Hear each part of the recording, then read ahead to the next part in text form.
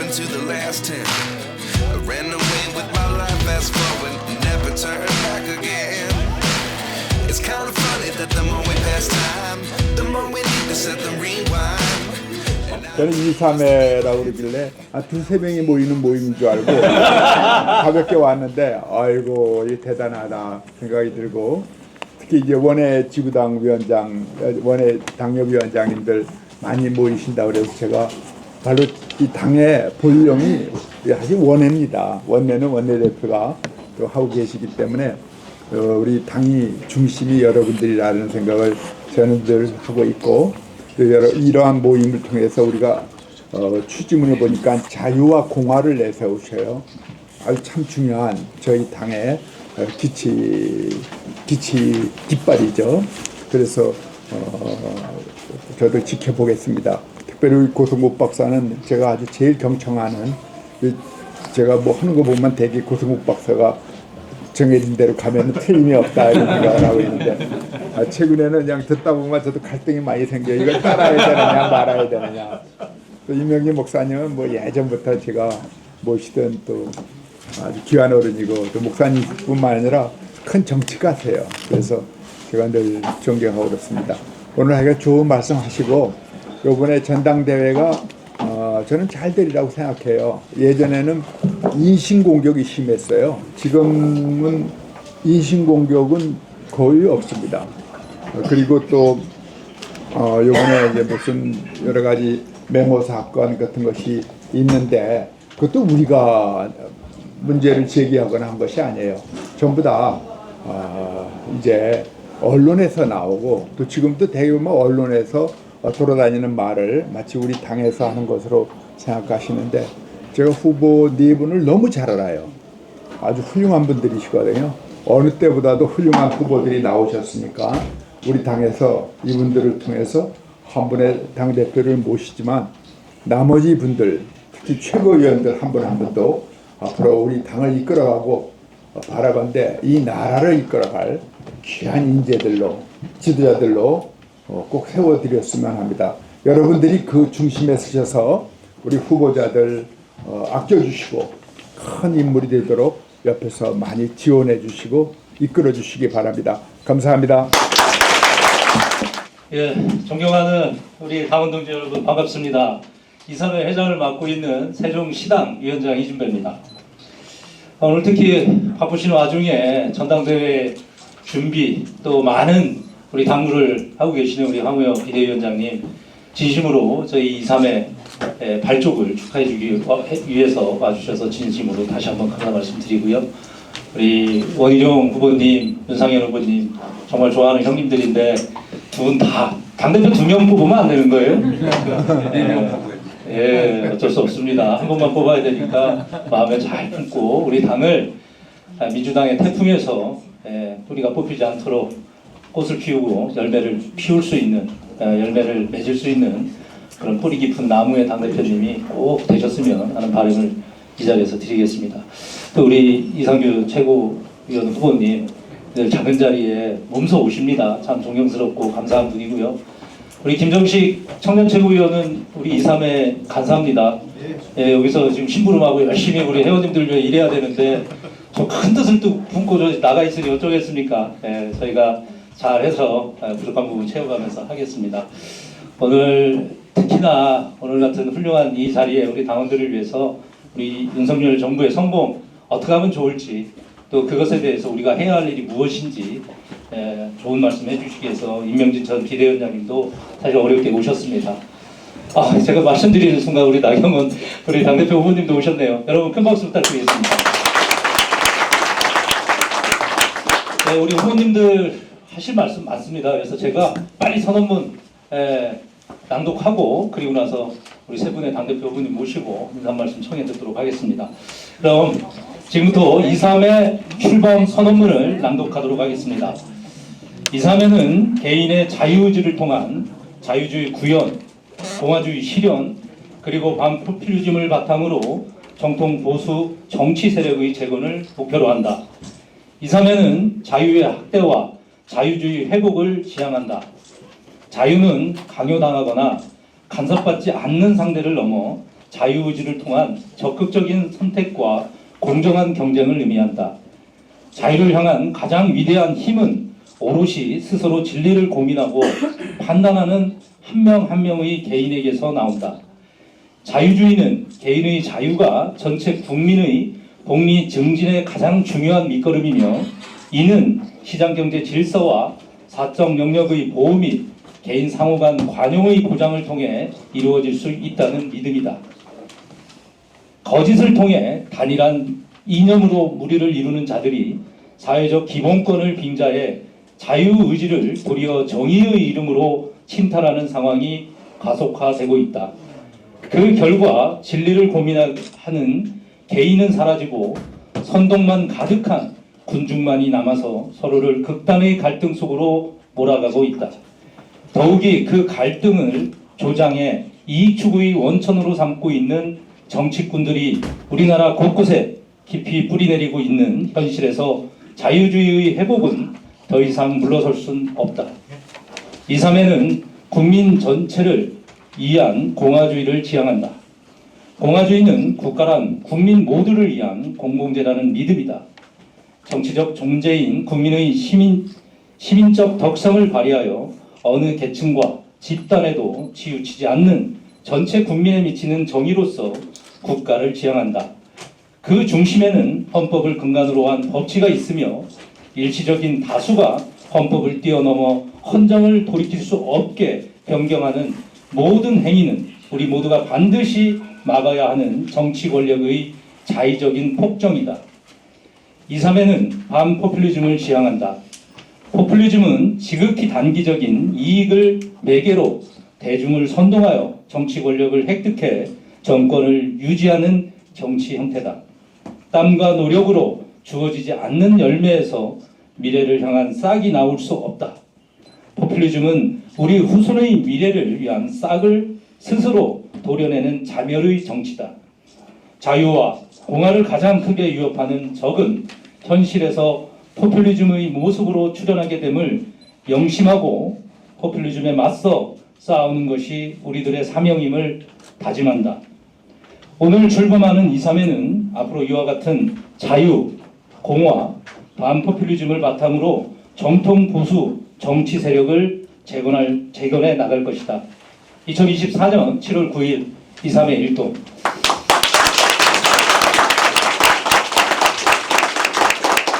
네, 저희가 어떤 마음으로 어떤 뜻으로 이 자리에 모인 것을 만천하에 또 여기 계신 우리 당의 지도자들에게 전하는 그런 영광적인 순간을 함께해서 여러분 감사하고 또 감사합니다.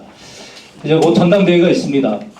우리 보수, 재건, 그리고 윤석열 정부의 성공을 위해서 우리 지도자들이 모쪼록 원팀을 또 하나의 대한민국을 만드는데 함께 해주실 거라 믿고, 여러분 2.3의 선언이 곧 대한민국의 민주주의, 그리고 우리가 추구하는 윤석열 정부, 그리고 정권 재창출, 이 모든 것을 담고 있다는 것을 다시 한번 여러분께 말씀드리며 그 약속을 다시 여러분께 드립니다.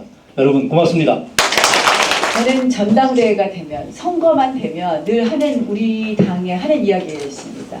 수도권, 그 다음에 중도 이야기를 합니다. 외연을 확장해야 된다고 합니다. 제가 늘 이야기하는 것은 우리 당의 변화와 개혁의 시작을, 변화와 개혁의 출발은 바로 우리의 뿌리를 튼튼히 하는 것부터라고 생각을 합니다. 우리 당은 언제부턴가 자꾸 진보연 해야지 멋있는 것으로 알고 있습니다. 그러려면 진보당 가면 됩니다, 여러분. 그렇지 않습니까? 본진이 튼튼해야지 확장이 됩니다. 보수의 가치가 왜 대한민국에 도움이 되고, 보수의 가치가 중도라는 분들은 특별한 신념이, 어떤 가치에 대한 어떤 신념이 있기보다는 그때그때 이슈에 따라서 누가 우리의 삶을 잘해줄까에 대해서 생각하시는 분들 아닙니까? 보수의 가치가 그것을 해줄 수 있다는 솔루션을 제시하는 것이 먼저 아니겠습니까, 여러분? 그래서 저는 우리 당은 친목 집단이 아닙니다. 개인의 어떤 사적 이익 집단이 아닙니다. 정당이라는 것은 가치를 분명히 해야 됩니다. 그런 의미에서 우리가 진보연하는 것을 개혁이라고 말하고 그걸 변화로 말하는 우리 당의 그동안의 못된 습관들. 그래서 선거 때만 되면 진보연하는 사람들을 데려다주면 우리 당의 외연 확장이 된다고 착각하는 그러한 부분부터 저는 고쳐야 된다고 생각을 합니다. 맞습니다. 그것이 반복되다 보니까 우리 당을 위해서 우리 가치를 위해서 지켜주고 애쓰신 분들의 헌신과 노고를 인정하지 않는 의리 없는 정당이 되었고 보수의 가치가 대한민국의 미래에 도움이 된다고 생각해서 눈이 오나 비가 오나 바람이 부나 당을 위해서 노력해 주신 당원들의 그런 생각을 배반하는 그런 정당이 되었다고 생각을 합니다. 2, 3회에 다시 한번 감사드리고 아까 뭐하는 팀이라고 그러셨는데 그 원희룡 지지 아니시죠? 말씀하시다 실수하신 거 아니에요.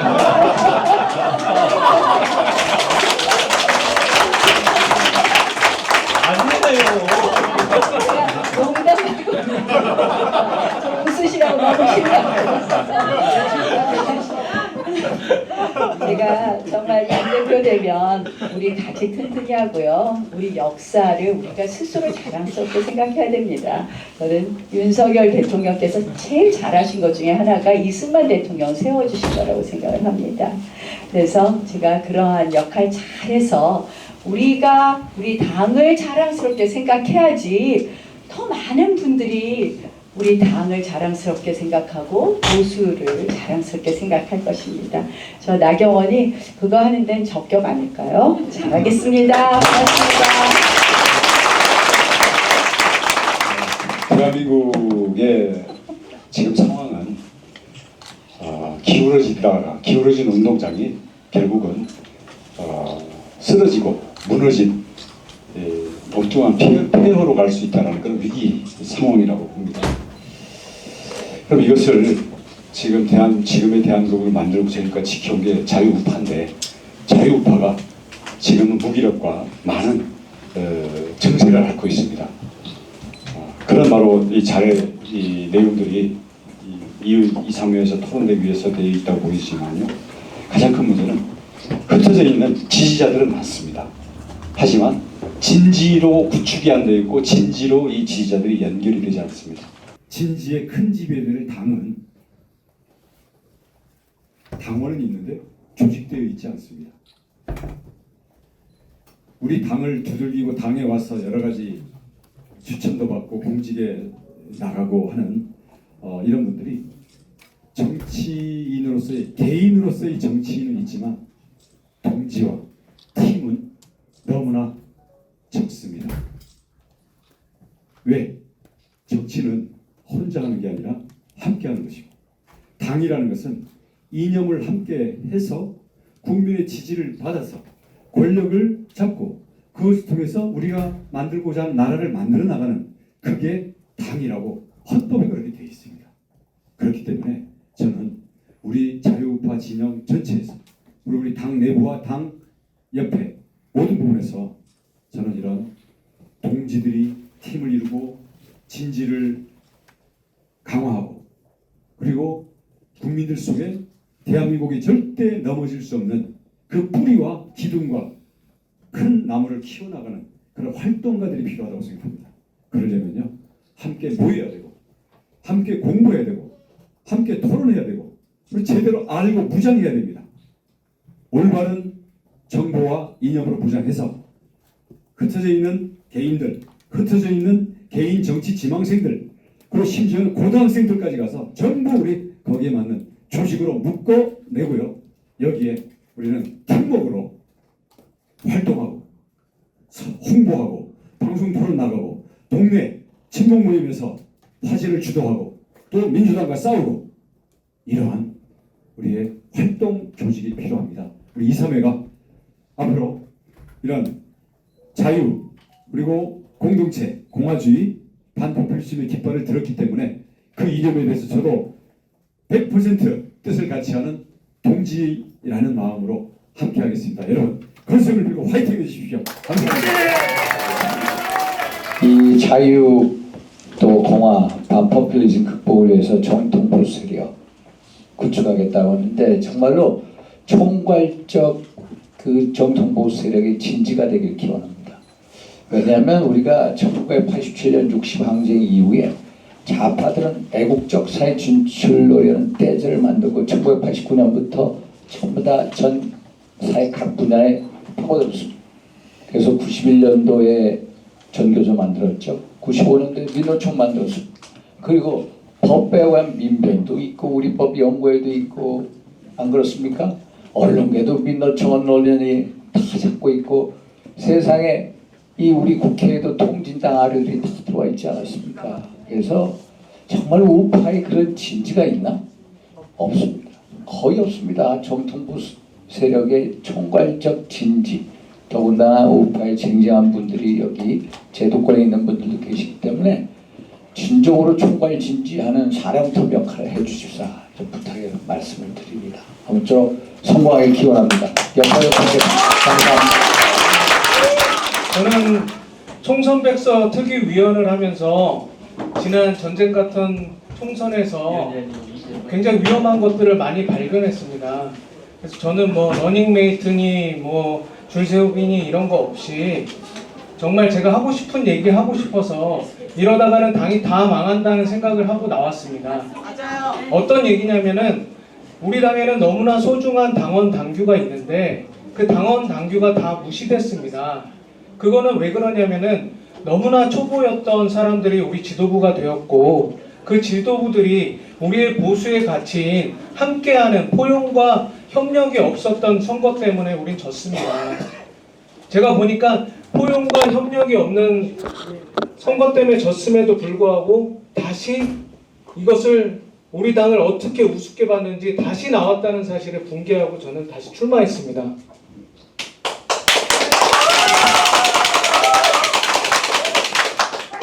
저는 방금 보셨지만 세 분의 당권 주자 후보들 계시지 않습니까? 한 분의 경력이 20여 년이 넘는 정치 경력과 훌륭한 이력들, 그런 분들이 저는 당대표가 돼야 된다 생각하고 저 같은 패기와 용기를 가진 40대의 기수들이 그분들을 도와준다면 우리 당은 하나만 이기면 되지 않습니까? 더불어. 맞습니다.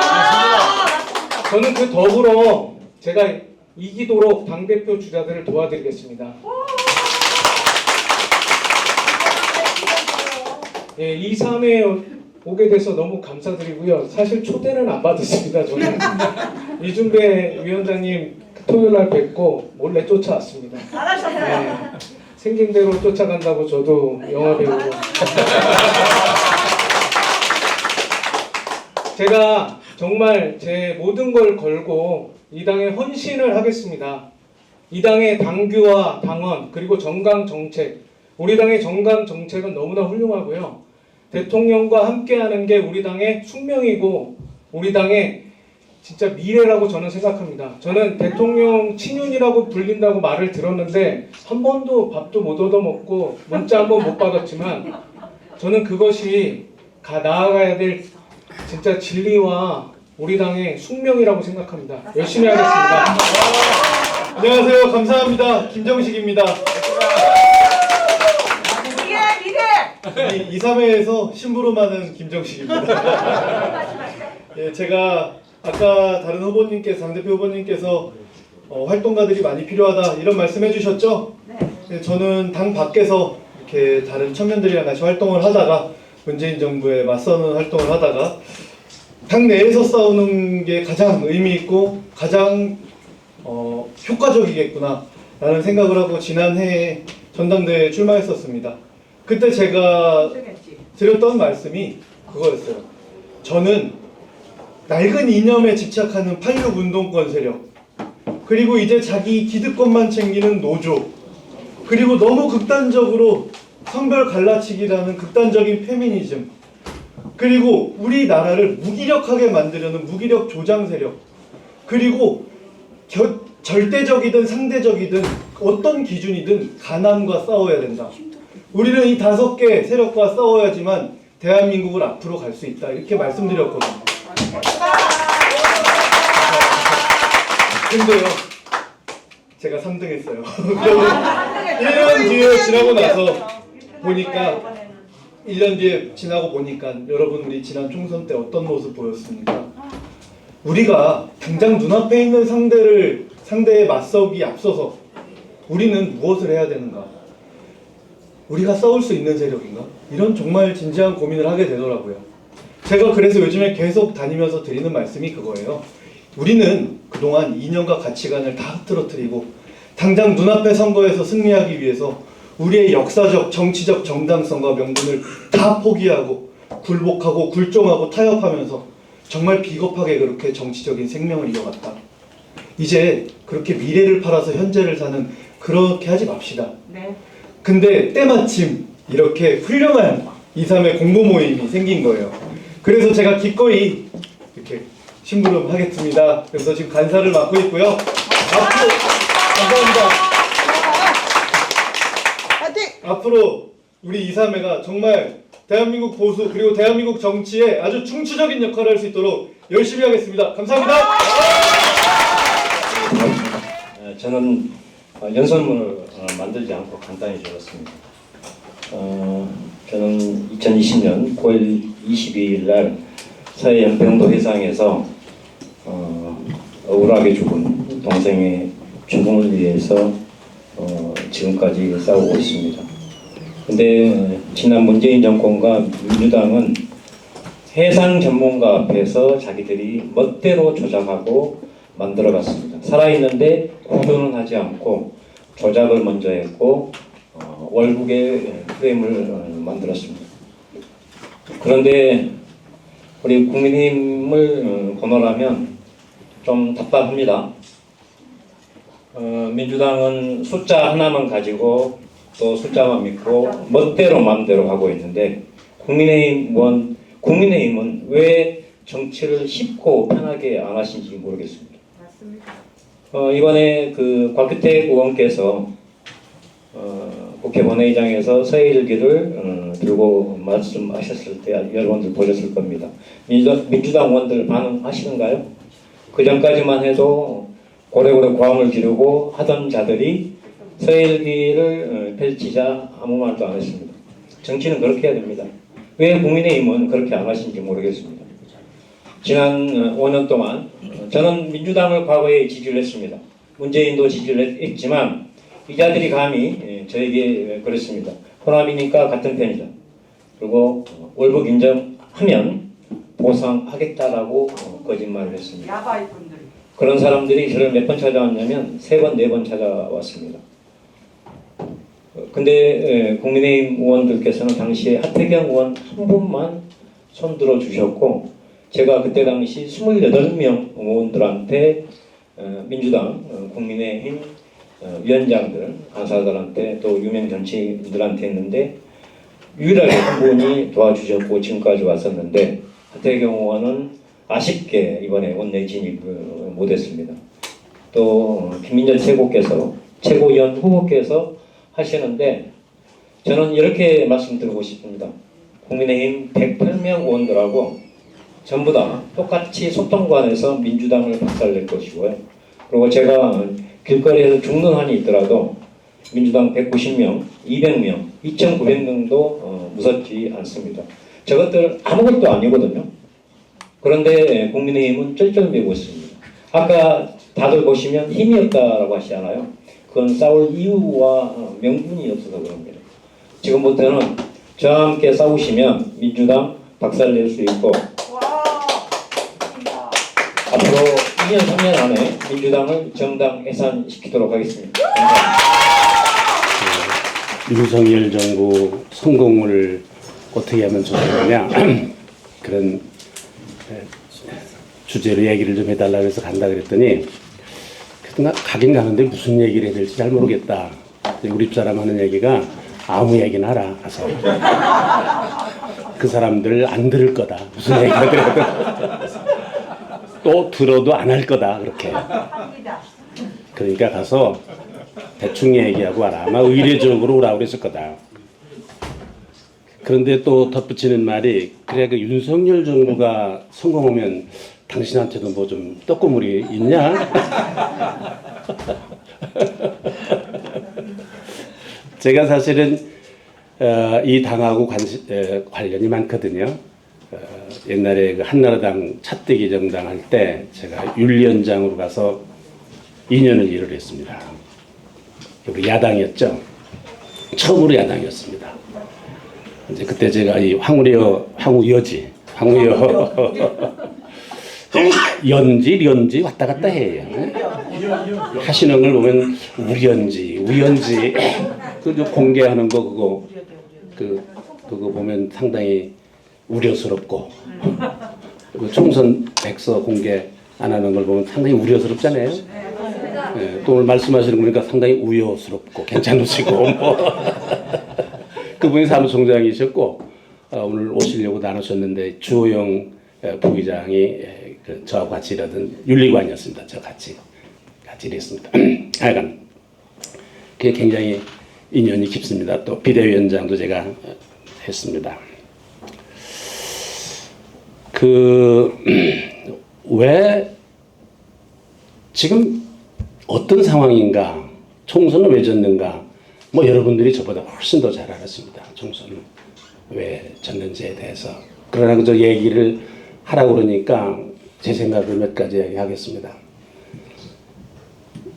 제가 어떤 지역구를 좀 가보니까, 총선 때 가보니까 정권 심판론의 바람이 세더라고요. 이거 부인할 수 없었던 것 같아요.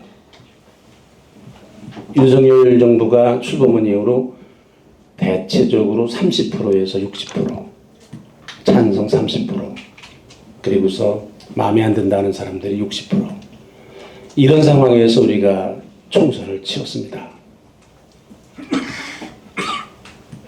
그리고 또 하나는 윤석열 정부의 그 비서실 보좌하는 분들을 보니까 이분 뭐 저는 정치 안 하시는 분들인데 그러려면 이 보좌진들이 좀 정무 라인이 잘 구성이 돼야 될 텐데 비서실장은 전통 관료, 정무실장은 정무수석은 국회의원 한 번도 안 해본 사람, 그리고 시민사회 수석은 앵커 무시하는 건 아니지만 어쨌든 시민사회 시자도 모르는 사람. 그리고 이게 지금 총선을 치렀습니다. 비대위원장을 임명을 했습니다. 비대위원장이 뭡니까? 왜 비대위원회입니까? 이게 윤석열 정부의 이와 같은 상황을 가지고는 도저히 총선에 이길 수가 없으니까, 정상적인 방법으로는 이길 수가 없으니까 비상대책이다. 비상적인 무슨 일을 해야 총선에 이길 수 있다. 그래서 이제 비상대책위원회를 구성을 했습니다. 비상대책위원회의 임무는 뭔가? 총선을 이기는 겁니다. 그런 상황 속에서 모르고 들어간 거 아닙니다. 비대위원장을 다 알고 이런 상황 속에서 총선 이겨야 된다. 그게 한동훈 비대위원회에 주어진 과제입니다. 그러니까 총선을 이겼냐, 누구 책임이냐 하는 거는 그건 뭐 분명합니다. 볼 것도 얘기할 것도 없습니다. 그거는 그런 상황 속에서 총선을 이겨야 된다라는 그런 그 사명을 가지고 들어간 사람, 그 사람이 책임입니다. 비대위가. 그러니까 무슨 총선 백서가 어떻게 되는지 잘 모르겠습니다만은 저는 거기서부터 우리 당의 문제를, 이번 총선의 문제를 봐야 되는 거다. 저는 그렇게 생각을 합니다. 뭐 저는 잘 모르지만 흘러나오는 얘기도 비상대책위원회 쪽 보니까 우선 비상대책위원장이 구의원 선거도 안 해본 사람입니다. 선거는 선자도 안 해본 사람입니다. 이런 사람이 총선을 지휘해요?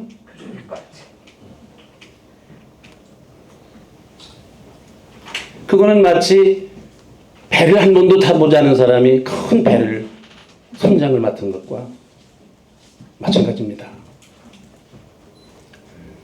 하는 걸 보니까 뭐 선거를 해본 경험이 없는 그런 티가 났습니다. 그 다음에 총선을 지휘를 할 사람이 누군가?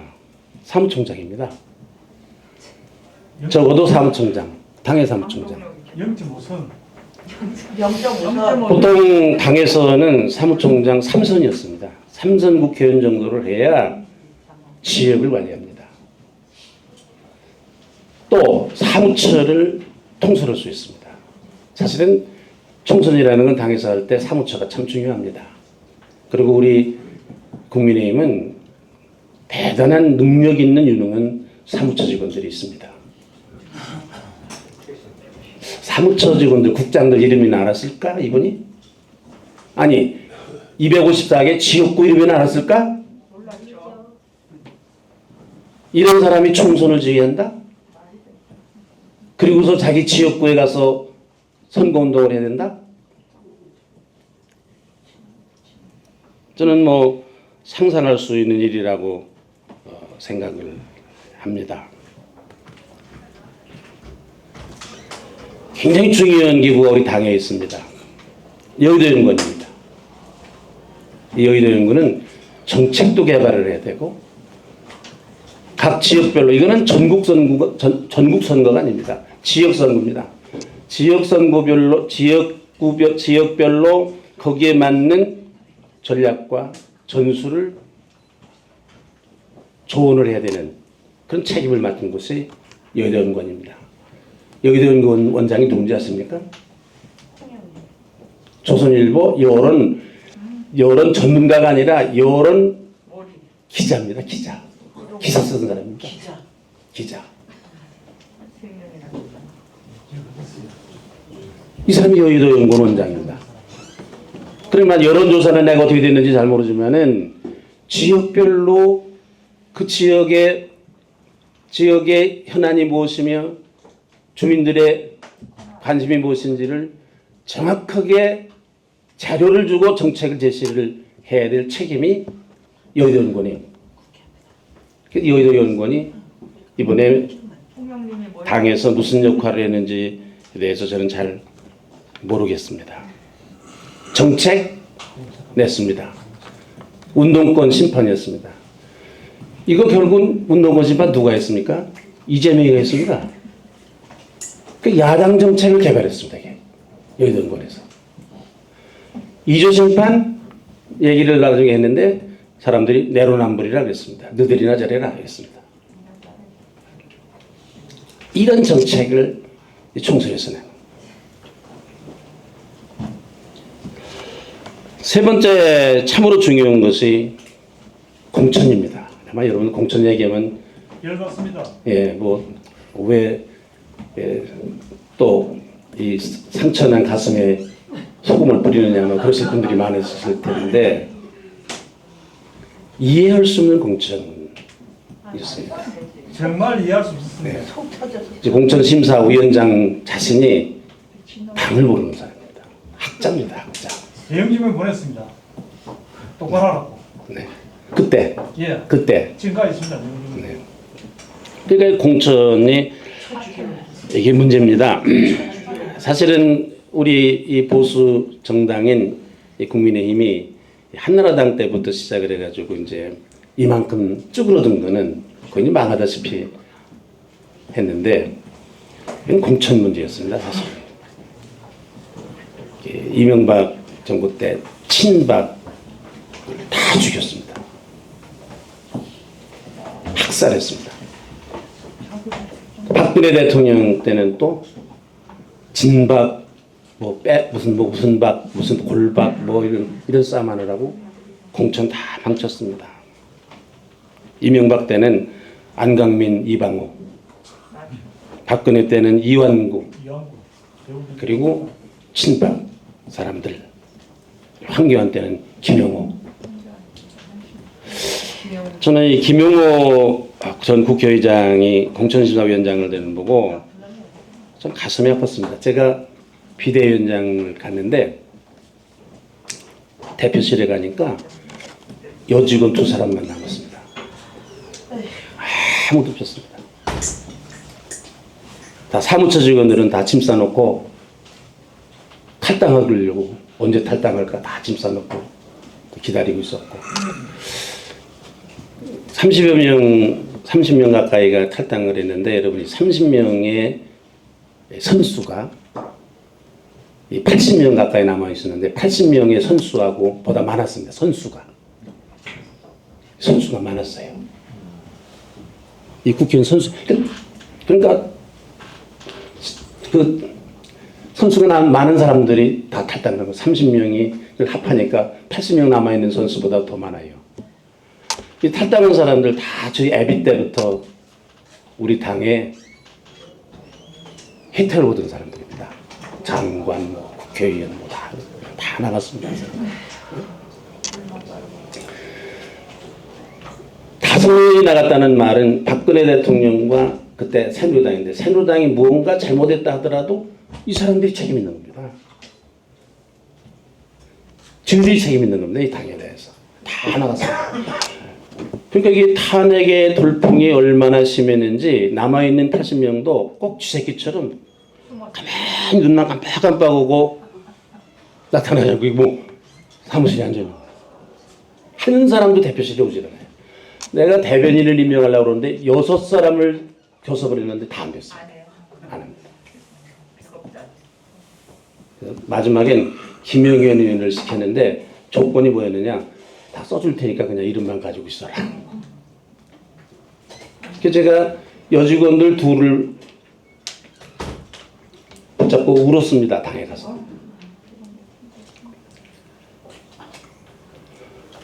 가서 보니까 이 당이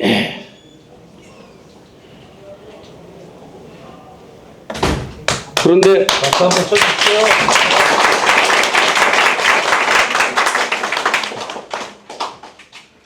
근데 이때 김용호 선관위원장이 나중에는 국회의장 하던 사람이 다 탈당하더라고요. 강창희, 김용호 다 탈당하더라고요. 정의와는 뭐 나갔다 안 들어왔지만 어떻든 검찰오지도 않고 고문회의를 소집을 했는데 3명 오더라고요. 요새는 고문들이 많이 고문회의 한다는 거 보니까 많이 모여서 맛있는 음식도 먹고 그러면서도 그때는 고문회의를 그러니까 당이 어려우면은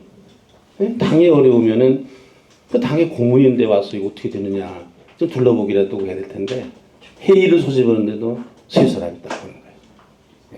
국회의장을 지냈던 뭐 여러분들 1월 2일 날 이명박이 탈당하더라고요. 이 당에서 대통령으로 한 사람이 탈당을 해요. 제가 이거를 언제 한번 글을 쓰든지 해야 된다고 생각을 하고 있습니다. 이때의 우리 당의 형편에 대해서. 저는 이 당에 대해서 다른 사람들보다도 속사를 잘한다고 생각하는 건 제가 2년 동안 차떼기 당이었을 때에 윤리위원장을 2년을 했고 당이 이렇게 풍전등화에 처해 있었을 때 윤리위원장을 비상대책위원장을 했기 때문에 우리 당을 제가 압니다. 누가 누군지도 압니다. 이 당에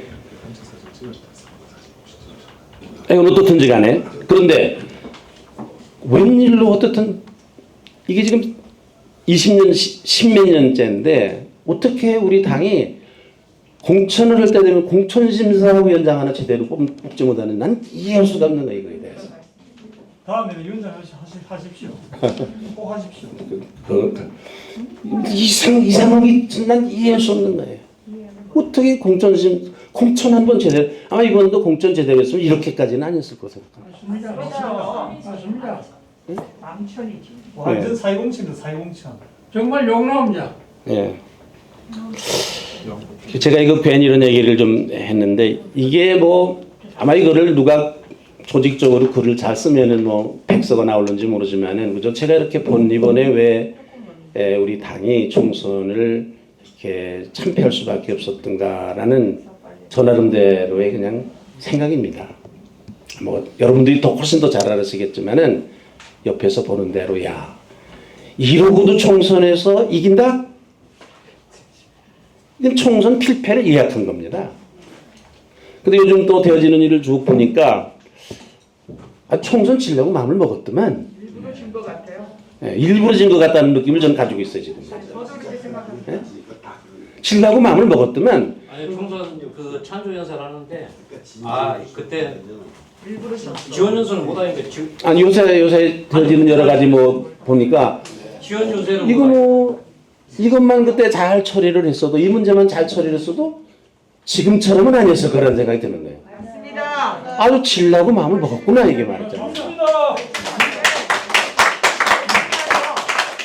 왜 그랬을까? 그 이유는 뭐였을까? 저는 곰곰이 생각하는 중에 있습니다.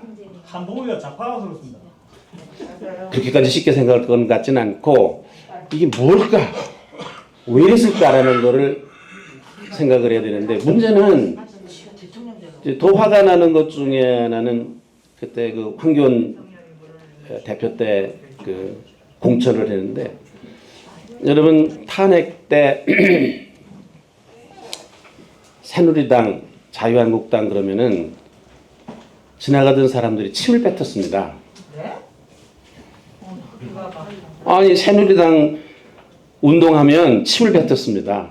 이거 전단지 나눠주면은 받지 않고 사람들이 침을 뱉었어요. 그만큼 애간이 새누리당에 대한 그런 혐오 이런 것들이 국민들 사이에 있었는데 그래서 새누리당원이라는 자유한국당원이라는 말을 못했죠. 정말 피눈물로 지켰습니다. 이 당을. 정말로 피눈물로 지켰습니다. 그리고 또 집회를 한다고 그러잖아요. 그러면은 뭐 당협위원장들 뭐 버스 몇 대 대절하라 그러면은 그 없는 돈에 버스 대절해서 또 뭐 이렇게 오잖아요. 그 모욕과 조롱과 그 핏물 속에서 우리 당을 지켰는데 공천을 했는데 다 탈당을 하고 나가가지고 이 당에 대해서 침을 뱉고 욕을 하던 사람들이 다 낙하산으로 공천이 된 거예요. 그러니까요. 말이 안 돼. 지난번 선거 때 얘기하는 거죠. 이번 선거가 아니라. 황교안 대표 때. 한국이 왜 그랬을까? 그건 몰라서 그랬을 것 같아요. 뭐가 뭔지 몰라서. 그래서 우리 지금 당의 문제는 정치가 뭔지 당이 뭔지를 모르는 사람이 당대표가 되는데 문제가 있어요. 지금. 네, 맞습니다. 지나놓고 보니까요. 제가 사는 지역구에서 투표를 하러 갔는데 거기도 낙하산이에요. 그 전임 당협위원장이 정말로 힘들게 어렵게 그 지구당을 당협을 지켜왔는데 저는 우리 당에서 공천을 한 사람인데도 제가 비대위원장을 한 사람인데 이 당에 무시한 거더라고요. 못 지켰더라고. 네? 그 사람이 나가서 무슨 짓을 했는가를 생각하니까 못 지켰더라고요. 저도 안 찍었습니다. 황교안 대표 때 우리 당이 이렇게 총선에서 참패한 거는 공천 받은 사람과 이 당심의 당의 이 당원들의 이 마음이 하나가 안 돼서 였을 거로 저는 그렇게 생각해요. 근데 참 난 이상한 거는 요즘 우리 당원들을 보면 아니 어떻게 해서 아니 그런데 제가 이제 비대위원장을 하지 않았습니까? 들리는 소식이 뭡니까?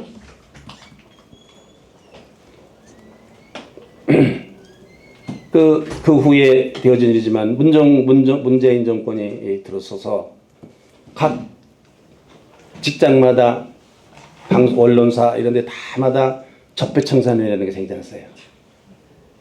제가 6.25를 겪었는데 우리 6.25 때 제가 어렸을 때 제가 일정대 사람입니다. 사실은 일정대 태어났어요. 제가 1년 6개월밖에 한 달 반밖에 안 살았지만 일정치하에서 어떻든지 간에 6.25를 봤죠. 그러니까 이게 북한에서 공산당들이 내려가지고 그 동네에서 머슴 살던 사람들 다 인민위원회 완장을 채우지 않았습니까? 그러고서 뭐 부자들 뭐 이런 사람들 다 잡아다가 이제 죽이는 거예요. 근데 문재인 정부 들어서고 각 그 여러 기관 뭐 이런 데마다 적폐청산위원회가 생기는데 그런 느낌이 더 들더라고요. 막. 1000명이 잡혀갔다는 거 아닙니까? 네, 맞아요. 1000명이 돌아가시고 1000명. 200명이 감옥에 갔다는 거 아닙니까? 5사람이 수사를 받다가 자살했습니다. 저는 이 얘기, 뭐 여러분들은 어떠신지 모르지만은 저는 이 얘기를 들으면서 울었습니다.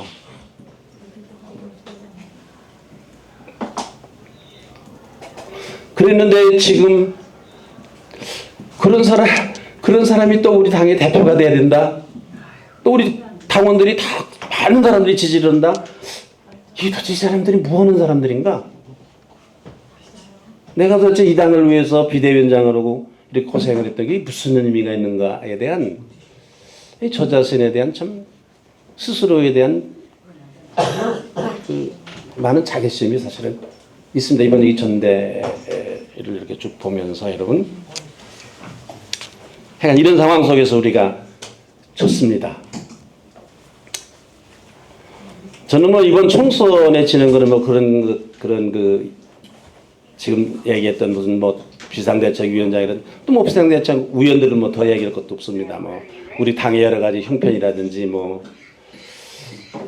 이런 것이 총선에 진 이유 중에 하나지만은 저는 우리 당이 더 근본적인 문제가 있다고 생각합니다. 그리고 뭐 다음번 2, 3회니까 23대에는 꼭 국회에 들어오셔야 된다는 그 말씀 아니겠어요? 맞습니다. 꼭 그렇게 되시기를 바랍니다. 근데 아까 황우여 부위원장님은 무슨 두세나 명경 보이는 단체인데 어디시겠습니까? 예? 조금 그 농담을 하시는 얘기시겠지만은, 근데 제가 이제 뭐 이게 2, 3회 출범 선언문을 봤습니다. 이걸 보고서는 저는 사실은 우리 당에 대해서 상당히 절망하고 있는 사람 중에 하나입니다. 야, 이게 정말 이러다가는 이 보수, 다들 보수를 뭐 부끄럽다, 뭐 나경원 후보가 그런 말을 하지만 보수가 부끄럽다, 보수라면 움츠리고 뭐 세상에 뒤떨어진 사람들이고 그렇게 생각하지만 저는 그렇게 생각 안 합니다. 보수가 우리 당이 이 대한민국, 이 위대한 대한민국을 만들었습니다. 맞습니다. 이게 왜 부끄럽습니까? 그런데 우리는 움츠려 있습니다, 지금. 엉뚱한 일을 하는 거죠. 이번에 당대표 선거도 보니까 엉뚱한 짓을 하는 우리 당원들이 뭐. 예? 맞아요. 미친 것들이죠. 예? 엉뚱한 짓을 하는 거 지금 보니까. 야, 이러면 이게 우리 보수를 어디서 찾아볼 수 있는가? 예? 그런 생각을 저 하면서 윤석열 정부 여러분들 어떻게 생각하십니까? 성공할 거로 여러분들 그렇게 생각하십니까? 저는 자고 나면 위태위태한 생각이 듭니다. 이게 무슨 바람에 흔들리는 무슨 위태위태한 생각을 저는 듭니다. 정말 가슴이 그냥 졸이고 이거 이러다가 무슨 일 나지 그런 생각을 저는 합니다. 네. 윤석열 정부 저 집사람 말 않고 왜 성공해야 되느냐? 성공할 수 있느냐? 여러분 왜 성공을 해야 되느냐? 뭐 저는 뭐 윤석열이라는 사람이 좋고 남자 한 번도 뭐 누구 말하고 차 한 잔 아까 누가 그랬지? 이상규 씨 그랬죠. 문자 한 통 받아본 적 없고 밥 한 번 먹어본 적 없다. 나도 다 마찬가지입니다. 뭐 나도 마찬가지입니다. 나도 무슨 뭐 문자 한 번 받아본 적 없고 아니 5번 누구한테 보내려니 나한테라도 한 번 보내지. 무슨 밥 한 번 차 한 잔 마셔본 적이 없는 사람이지만 또 뭐 이해한 게도 없지 뭐 내가 무슨 뭐 윤리위원장도 하고 뭐 비대위원장도 그렇게 했지만은 다 많은 걸 내가 잃었지만은 고생도 많이 했지만은 나는 이 정부 그 보수 정부에서 사회에서 그런 사회에서 한 번 내가 해본 적이 없는 사람입니다. 무슨 뭐 대통령들한테 무슨 커피 한 잔 내가 얻어 먹어본 사람이 아닙니다. 어쨌든. 윤석열 대통령에 대해서도 마찬가지인데 여러분 윤석열 이 정부가 성공해야 됩니다. 맞습니다. 왜 성공해야 되느냐? 지금 뭐 탄핵이란 말에 동네 강아지 이름 부르듯이 지금 불려지지 않습니까? 이 사람 할 것 같습니까? 어떻게 생각해요 여러분들? 어떻게 생각하십니까? 뭐 안 해야 된다 생각합니다. 예? 안 해야 된다 생각합니다. 아니 이 사람들 이게 민주당 사람들 할 것 같습니까? 안 할 것 같습니까? 할 것 같죠. 그렇죠? 여러분 어떻게 생각하십니까? 할 것 같습니까? 그냥 뭐 폼일 것 같습니까? 하고도 남죠. 여러분들이 이재명이라면 여러분들 머릿속에 이재명이가 무슨 생각을 하겠습니까? 우리의 말하자면 상대인데 이재명이가 무슨 생각을 하겠습니까? 내일 모레 뭐 감옥 가야 되는지도 모르잖아요. 뭐 9월 달에 구형을 2개나 한대요. 10월 달에 뭐 1심 2심 판결이 난대요. 이 사람의 온통 생각 어떻게 하면 내가 감옥에 안 갈까? 그 생각 아닙니까? 이게 맞습니다. 뭐 그냥 계속해서 뭐든지 일주일에 몇 번씩 재판 받고 있는데 어떻게 하면 감옥 안 갈까? 이 사람의 그저 자나까나 생각은 감옥 안 갈 생각하지 않겠습니까? 감옥 안 갈 수 있는 방법이 딱 하나 있지 않습니까? 대통령 되는 것밖에 없습니다. 대법원 판결 이전에 대통령 되는 것밖에 없습니다. 빨리 이걸 언제 자기가 감옥에 갈지 모르니까 어떤 윤석열 대통령이 이거 끌어내리든지 뭐 중단하든지 뭐 어떻든지 간에 그 생각을 할 거 아닙니까? 또 여러분 어떻게 생각해요? 이재명이가 그거 할 수 있는 능력이 있는 사람입니까? 없습니까? 난 있다고 생각합니다. 머리도 대단한 사람입니다. 그 사람 말이야. 예? 그 지금까지 살아온 것 보통 사람 같으면 벌써 무너졌습니다. 그 사람. 안 무너지잖아요. 대단한 사람입니다. 그 사람. 예? 그러고도 빤빤하게 거짓말하고 아이고 참 어떻게 거짓말을 하고 저렇게 빤빤할까? 저렇게 걸어다니 얼굴색 하나 안 되려고 저러고 다닐까? 저런 범죄를 하고서도 어떻게 재판을 받으면서도 그렇게 뻔뻔하게 이 보통 사람 나는 사람이라고 생각 안 합니다. 이게 보통 사람이라고 생각 안 합니다. 이 사람은. 악마예요. 예? 악마. 아니 보통 사람은 아니에요. 예. 그런데 이 사람이 지금 190석을 가지고 있습니다. 부정선거. 어떻든 부정이었든지 무슨 뭐든 192석인가 가졌다는 거 아니에요. 우리 8석만 넘어가면 되는데 이게 자 우리 국민의힘 국회의원들 108명을 믿기는 해야 되겠지만은 별로 그렇게 다 108사람이 다 똘똘 뭉칠 거라는 그런 확신이 안 되는 걸 어떡합니까? 여러분들은 드십니까? 맞습니다. 지금도 저는 잘 믿어지지를 않아요. 정말 믿었으면 좋겠는데 이게 믿어지질 않아요. 그러면 이게 탄핵이라는 사태가 이게 올 텐데 이제 윤석열 정부가 성공을 하면 4 고비를 우리가 넘어야 된다. 4 고비. 첫째로는 탄핵의 고비입니다. 난 이 사람들 할 것 같습니다. 어떻게든지. 하는 꼴을 보면 그래서 사람들이 아주 기묘한 모든 이 사람들이 하는 모든 일, 국회에서 하는 일, 모든 일이 지금 어디에 초점이 맞춰져 있느냐? 탄핵입니다. 특검이라는 것도 무슨 그 해병대 상병 참 기가 막힌 일이지만 그 진실을 밝히고 재발을 방지하고 그러기 위해서 지금 청문회 하고 특검입니까? 그렇게 생각하십니까 여러분? 뭔가 여기에 탄핵의 빌미가 있을 거로 생각하는 거 아니겠습니까? 빌미를 잡아낸다고 생각하는 거 아니에요. 아직은 뭐 별로. 그래서 저는 지금 우리 국민의힘이 자유우파가 해야 될 일은 탄핵은 절대로 안 된다라는 이 생각을 꼭 가져야 된다고 생각합니다. 해병대 특검 국민들이 바라고 많은 국민들이 별로 깊이 생각 안 하니까 그렇지만은 저는 이거 하면 안 된다고 생각해요. 무조건 안 해야 된다고. 특검은 무조건 안 해야 된다고 생각하는 거예요. 왜? 그 목적이 다르기 때문에 그래요. 목적이 다르기 때문에. 이 민주당에서 하려고 하는 특검은 이건 탄핵의 명분을 찾기 위한 거다. 예? 무슨 옳고 그른 걸 가리기 위해서 하는 게 아니다. 그런데도 우리 국민의힘 국회의원들 중에 국민들이 원하니까 탄핵을 해야 된다든지 아니 방법이 잘못됐으니까 무슨 대법원장이 추천하는 사람이 어떠냐는 둥 말이지. 이런 사람이 무슨 정치입니까? 지금 이게 왜 저기 특검으로 자는 거를 그 속셈을 모르고 거기 말려들어요? 이건 무조건 안 되는 거다라고 해야 되는 거니까. 그렇죠. 그런 사람을 공천한 게 문제 아닙니까? 더 문제 아닙니까? 사천이죠, 사천. 이 당의 여러분 탄핵을 하면은요, 이 우리 보수 정당이 이번에 또 한번 탄핵을 맞으면 다시 웃을 수 없습니다, 여러분. 10년, 20년 후퇴합니다. 나라가 망합니다. 윤석열 개인이 무너지고 정부가 어떻게 되는 게 그게 문제가 아니고 나라가 망합니다, 여러분. 자유민주주의가 괴멸됩니다. 그럼 우리 독립운동 오듯이 다시 민주화운동 해야 되는지 모릅니다.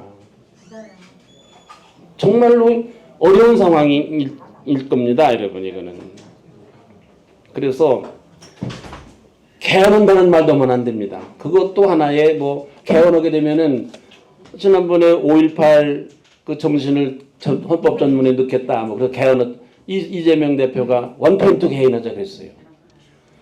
그러면 국민의힘에서 뭐 철딱지 없는 사람이고 하자. 그러면 그 다음에는 기왕에 뭐 전문만 고치지 말고 좀 정치 구조도 좀 바꿔보자. 이렇게 갈 거 아닙니까?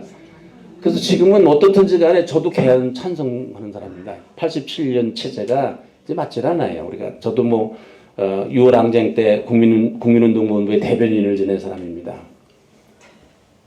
그렇기 때문에 이 87년 체제가 현재와는 맞지 않는 많이 고쳐야 될 부분이 있다라고 생각이 들지만 지금은 아니다 생각합니다. 그래서 우리가 정말로 우리 자유 보수 우파가 꼭 생각할 거 탄핵하면 안 된다. 이 탄핵하면. 예. 그리고 탄핵하면요 우리가 박근혜 대통령 때 멋모르고 한번 탄핵을 당해봤죠. 기가 막힌 겁니다. 이거 기가 막힌. 1000명이 그때 감옥 갔습니다. 조사받았습니다. 100명이 감옥 200명이 감옥 갔다는 거 아닙니까? 5명이 자살했습니다. 이게 다시 되풀이될 겁니다. 이게. 보수 세력은 수도 없이 많을 겁니다. 나라가 망할 겁니다. 그래서 이 탄핵의 고비를 어떻게든지 이거를 넘겨야 된다 생각합니다. 108명이 똘똘 뭉쳐야 된다고 생각하는데 저는 이게 전당대회 때문에 걱정하고 있어요. 이 후보들이 이렇게 갈라지면 어떤 사람이 된다 하더라도 감정이나 이런 것들 때문에 108명 사이에 혹시 균열이 있으면 어떡할까 하는 것에 대해서 저는 굉장히 걱정을 하고 있습니다. 첫 번째 넘어야 될 과제. 두 번째는 2년 후에 지자체 선거입니다. 여러분 지자체 선거 이길 것 같습니까? 어떻습니까? 이겨야죠. 늘 우리가 이겨야죠. 이기는 정당을 만들겠다고 그러는데 이겨보지를 잘 못했으면 최근에 오랫동안. 그래서 우리가 2년 동안 해야 될 일이 저는 있다고 생각합니다. 당을 전 오늘 굉장히 좋은 말씀을 들었습니다. 보수를 재건한다는 말을 여러분 오늘 이 자리에서 몇 번 하셨는데 너무 그거 절절한 저는 마음입니다. 이 보수가 지금 있는 게 아니고요. 재건을 해야 됩니다. 처음부터 다시 시작을 해야 됩니다. 그게 사실은 이번에 당대표는요. 저렇게 대선 후보 나갈 사람 이런 사람들이 나오면 안 되고 예? 이거 우리 당의 어른들이 있었으면 말려야 되는 거예요. 야, 너희들은 조금 더 공부하고 있다가 대선 나가라. 뭐 서울시장 나가라. 이래야 되는 거예요. 우리가. 그리고 이번 사실은 당대표 선거는 황우여 같은 분이 돼야 되는 거예요. 당을 잘하는 분. 그래도 무슨 뭐 정치 무슨 정권에 대해서 권력에 대해서 욕심이 없는 분. 이분이 2년 동안 뭘 해야 돼? 우리 당을 재건을 해야 됩니다. 지금 당이 다 무너졌습니다. 첫째로는 여러분 체제 정비를 해야 됩니다. 당이. 네? 체제 정비를 해야 됩니다. 사무처도 많이 흩어졌다는 얘기를 들었습니다. 사무총장도 제대로 세워서 이 사무처를 다시 세우는 일을 해야 됩니다. 제일 중요한 거는 저는 우리 당이 해야 될 일 중에 제일 중요한 거는 연수원을 써야 된다고 생각합니다. 연수원을 다시 해야 된다고 생각해요. 제가 비대위원장을 마치고서 마지막에 무슨 말을 했느냐. 내가 꼭 이 당에 와서 해보고 싶은 거였는데 연수원장을 해보고 싶다고 했습니다. 지난번 당선자 연찬회 가서도 제가 이 얘기를 했더니 금방 연락 와서 연수원장 해보면 어떠냐 연락 왔어요. 그건 괜히 쓸데없는 얘기고 그때 제가 그 생각 연수원을 왜 해야 되느냐. 우리 당이 말입니다. 언젠가부터는 이념이 없어졌습니다. 저는 이 2.3회가 출범선언문 너무 저는 감동을 받았습니다. 자유주의, 공화주의. 제 생각으로 하나 빠졌다고 생각했어요. 부족했다. 공동체주의. 우리 보수가 사람들에게 욕먹는 것 중에 저들만 잘 살라고 그런다. 그겁니다. 이거 안 된다. 다 더불어서 가난한 사람들에게도 따뜻한 우리가 뭐 따뜻한 보수라는 말도 있지만 그거는 괜히 하는 얘기고 공동체주의. 이게 우리나라는 보수의 이념이라고 생각합니다. 철저하게 이념의 교육을 해야 됩니다. 우리가 지금 더불어민주당에서 우리가 지는 건 뭐냐면 그래도 더불어민주당은 이렇든지 저렇든지 간에 이 사람은 운동권 출신들이 많았고 그래도 좌파 이념을 뭐 그래도 기등이라도 들었고 풍어를 듣듯이 들었고 그런 사람이기 때문에 무언가 그래도 이념적인 사람들인데 우리 보수 이 정당은 제가 보니까 이념은 온데가 안 되었고 이익 집단이 있습니다. 그래서 줄 서는 일에 재빠르고 누가 힘이 있다면 쭉 몰려가고 패거리 짓고 이념이 없습니다. 보수가 뭐냐고 물어봐도 대답도 못합니다. 부끄럽게만 생각합니다. 보수에 대해서.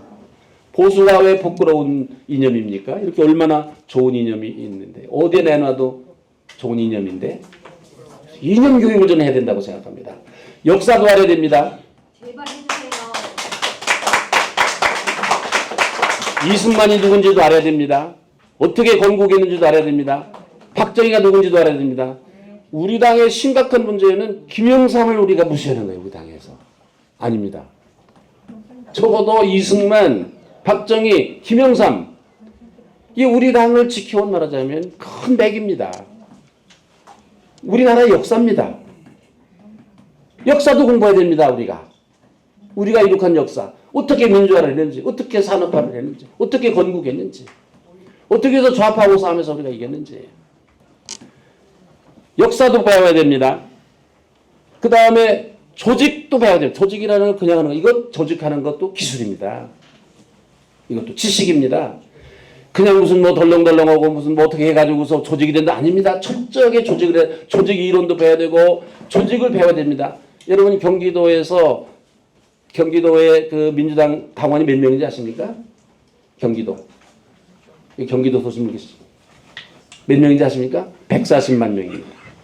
경기도만 민주당의 당원들만 경기도만 우리는 지금 보니까 80만 명 전국적으로 80만 명이랍니다. 84만 명이라고. 이거 가지고 되겠습니까? 안 되죠.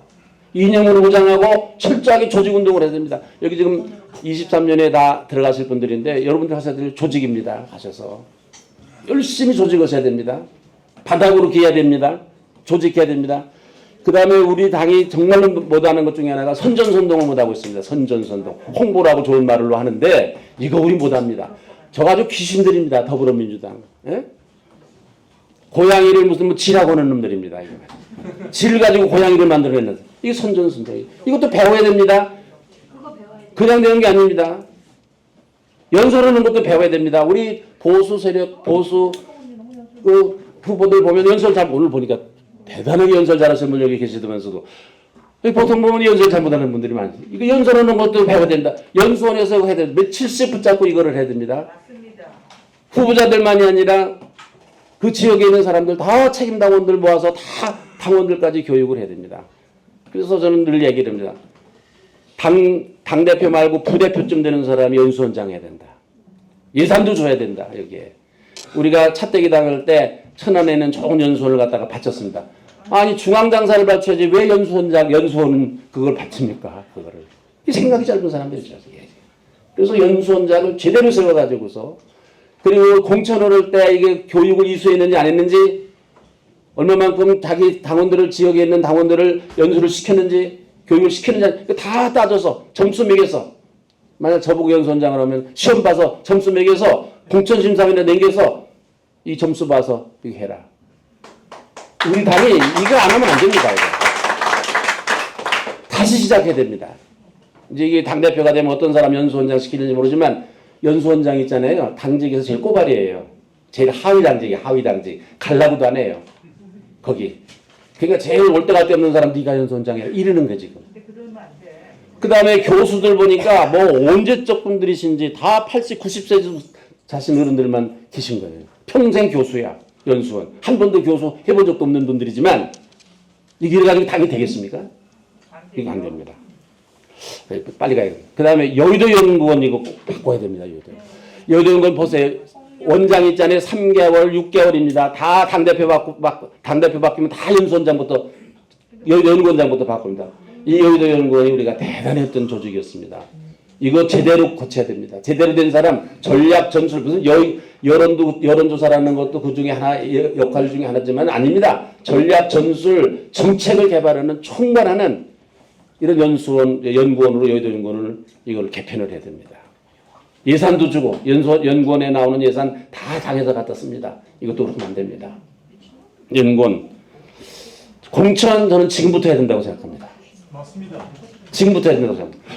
아니 4년 동안 열심히 했는데 어느 날 한 이 2주쯤에서 너 그만두고 딴 놈 데리고 오지 그거 누가 그거 열심히 당협 일을 하겠습니까? 조직하겠습니까? 교육하겠습니까? 열심히 일을 하겠습니까? 지금부터 해서 공천이 가시화돼야 됩니다. 내가 열심히 하면은 내가 공천 받을 수 있다라는 그런 말을 하면 그 확신이 있어야 열심히 당협 일을 할 거 아닙니까? 조직운동을 하고 할 거 아닙니까? 그 대신 뭐 한 번 공천을 받는다 그래서 영구가 아니라 1년에 한 번씩 심사를 해가지고 적합하면 계속해서 가야 된다. 저는 지금 당이 제일 먼저 해야 될 일이 지금 우리 지자체 선거인데 지자체 선거가 과거에 4년 전에 우리가 다 이기지 않았습니까? 2년 전에는 이건 방심하지 말고 또 혹시 여러분들 생각에 이번에 총선에 참패했으니까 우리 국민들이 설마 지자체는 우리에게 주겠지 그런 헛된 생각하시지 말고 지자체부터 시작해서 이 공천제도를 제대로 해야 된다. 이게 예측 가능한 공천제도를 만들어야 된다. 예측 가능한. 내가 이렇게 열심히 하면 내가 공천 받을 수 있다. 내가 열심히 하더라도 어떤 놈이 또 올지 모른다 중간에 싫다고.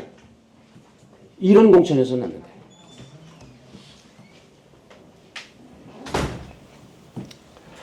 제가 마지막 한마디 하고 말겠습니다. 당을 다시 시작을 해야 되는데요. 이건 뭐 여러분들에게 해당되는 말은 아닌데 윤석열 정부가 그래야 지자체 선거 이기고 그래야 그 여세로 대통령 선거 이기고 그리고 그 여세로 총선까지 이겨야 윤석열 정부가 성공을 한 겁니다. 그래야 지자체 선거 지면은 정말도 어렵고 대통령 선거 지면은 그건 정말 정권 내놓는 거고 다음번 총선에도 이겨야 됩니다. 이기지 않으면은 윤석열 대통령 계속 무슨 뭐 한다고 또 끌려다닐 겁니다. 그거 되겠습니까? 다음번 문재인이라는 사람은 그렇게 잘못하고도 가만히 뭐 평산마을인지 어디서 지금 책 팔고 앉았는 거 보니까 저거 뭡니까? 총선에서 이겼기 때문에 저런 겁니다.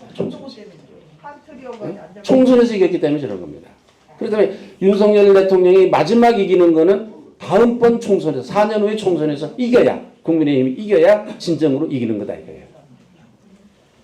근데 이 모든 거를 진짜로 제대로 가슴 깊이 새기고 맨 먼저 실천해야 될 분은 윤석열 대통령입니다. 맞습니다. 이거 아무도 얘기 못하지만 얘기해야 됩니다. 윤석열 대통령이 지금부터라도 정신 차려서 제가 보기엔 비서진도 다시 좀 다 개편하고 아니 현직 대통령인데 막강한 힘이 있습니다. 할 수 있는 일이 많이 있습니다. 여러분 지금 되어지는 탄핵이든지 뭐든지 하는 이런 이야기 있잖아요. 이거 윤석열 대통령의 지지율이 40% 넘으면 이렇게 하겠습니까? 20% 되니까 이러는 거거든요. 그러니까 윤석열 대통령이 자신을 위해서뿐만 아니라 나라를 위해서뿐만 아니라 자신을 위해서도 저는 남아있는 3년이 짧지 않습니다. 깁니다. 그리고 윤 대통령 맘만 먹으면 잘할 수 있습니다. 대통령입니다. 현직 대통령입니다. 할 수 있습니다. 그래서 윤 대통령이 잘 해주셔야 된다. 저는 그런 생각을 가지고 있습니다. 감사합니다.